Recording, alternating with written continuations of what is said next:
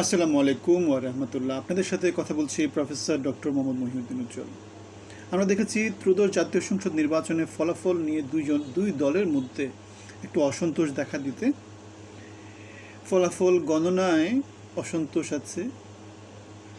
নাহিদ ইসলামের বিপরীতে যে প্রার্থী ছিল BNP doctor M A Qayyum, তিনি অভিযোগ করেছেন। ঢাকা 13 থেকে আল্লামা মামুনুল হক তিনি অভিযোগ করেছেন। ঢাকা 8-এ নাসিরউদ্দিন পাটোয়ারি অভিযোগ করেছে। সানজিদা তুলি তার আসনে ভোটের গণনাতে কারচুপি হয়েছে সেটা অভিযোগ করেছে। সুতরাং আমরা দেখতে পাচ্ছি একমুখী নির্বাচনেও ভোটাররা মোটামুটি একটা সুষ্ঠুভাবে ভোট দিয়েছে, নির্বাচন নিরপেক্ষ হয়েছে, ভালো হয়েছে। গণনাতে গিয়ে নানা রকমের কারচুপি হয়তো হতে পারে, সেজন্য পুনর্গণনার কথা নানা দিক থেকে নানাজন দাবি জানাচ্ছে। এখন গতকালকে সন্ধ্যার দিকে জামাতের আমির যেরকম বডি ল্যাঙ্গুয়েজ শো করেছিল যে জামাত জিতে যাচ্ছে, হ্যাঁ সেই টেন্ডেন্সিটাই ছিল সকাল প্রাথমিক গণনার দিকে। পরের দিকে সেই টেন্ডেন্সিটা চেঞ্জ হয়ে যায়। এত কিছুর পরেও জামাতের আমির ডক্টর শফিকুর রহমান একটি সুন্দর কথা বলেছেন। তিনি বলেছেন, নির্বাচনের ফলাফল ঘিরে প্রক্রিয়া নিয়ে আমরা সন্তুষ্ট নই, এটা জামাত বলেছে। আর শফিকুর রহমান বলেছেন, কোনো দল মানুক বা না মানুক, ফলাফল জামায়াত মানবে।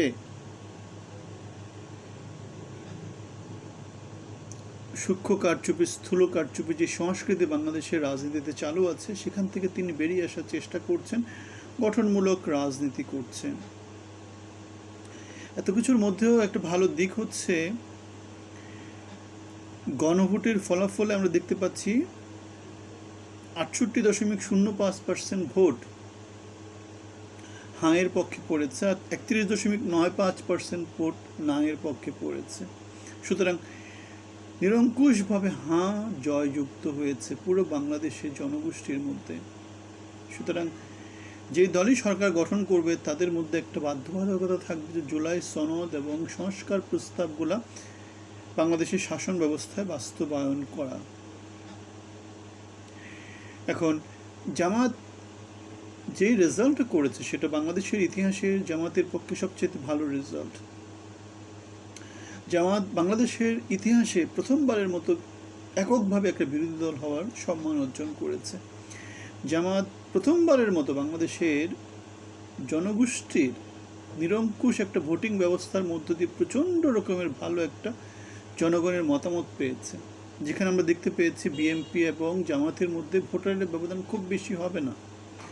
এমন অনেক আসন আছে যেখানে বিজয়ী দল 2000 থেকে 5000 ভোটের মধ্যেই বিজয়ী হয়েছে, এমন আসনের সংখ্যা মোটামুটি 50 থেকে 60টা। সুতরাং আমরা দেখতেই পাচ্ছি যা ভোট জনগণ মোটামুটি দুই দলকেই সমান দিয়েছে। এমন বলা যাবে না যে বিএনপি ভূমিধস বিজয় পেয়েছে, হয়তো আসনের দিক থেকে পেয়েছে। এখন সংসদের উচ্চ কক্ষে যে আসনগুলো হবে সেখানে হয়তোবা জামাতের অনেক অনেক বেশি ক্যান্ডিডেট থাকবে, ওখানে রিপ্রেজেন্টেশনটা মোটামুটি সমানুপাতিক হবে, সেটাই হওয়া উচিত। কিন্তু বিএনপি এখানে আবার বিরুদ্ধ মত আছে। বিএনপি বলতে চাচ্ছে যতগুলো সংসদে আসন পাবে ততগুলো, সেটা হওয়া উচিত না। জনগণের ভোটের প্রপোর্শনাল হওয়া উচিত, সেটা হলেই এটা যুক্তিযুক্ত হয়। যদি সেটা না হয় তাহলে যেটা হবে এটা হচ্ছে কি নিম্নকক্ষ উচ্চকক্ষ দুটার মধ্যে কোনো ডিফারেন্স নেই। সুতরাং ভোটের সমানুপাতিক, যতগুলো ভোট পাবে তার সমানুপাতিক উচ্চকক্ষ হওয়া উচিত। সুতরাং বাংলাদেশের সংস্কার প্রক্রিয়াতে জনগণের একটা ম্যান্ডেট গিয়েছে, উচ্চকক্ষ প্রতিষ্ঠিত হলে সেখানে ভোটারদের মতামতটা ভোটারদের অনুপাতেই প্রতিফলিত হবে। সংসদ না রাজপথ, আমার যেটা মনে হচ্ছে জামাত সংসদেই যাবে, রাজপথে এই মুহূর্তে যাওয়ার কথা না। বিএনপি যদি 24-এর সেন্টিমেন্টকে ধারণ করে, 24কে ধারণ করে পরিবর্তনের পথে অংশী হয়, তাহলে জামাতকে রাজপথে যাওয়ার কোনো কারণ নেই। বিএনপি যদি স্বৈরাচার হওয়ার চেষ্টা করে, ফ্যাসিস্ট হওয়ার চেষ্টা করে, সেক্ষেত্রে রাজপথ ছাড়া গত্যান্তর নাই। বিএনপি সেই পথে যাওয়া উচিত না।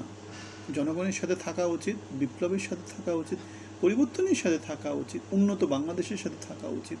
আপনাদের সবার জন্য শুভকামনা। আসসালামু আলাইকুম।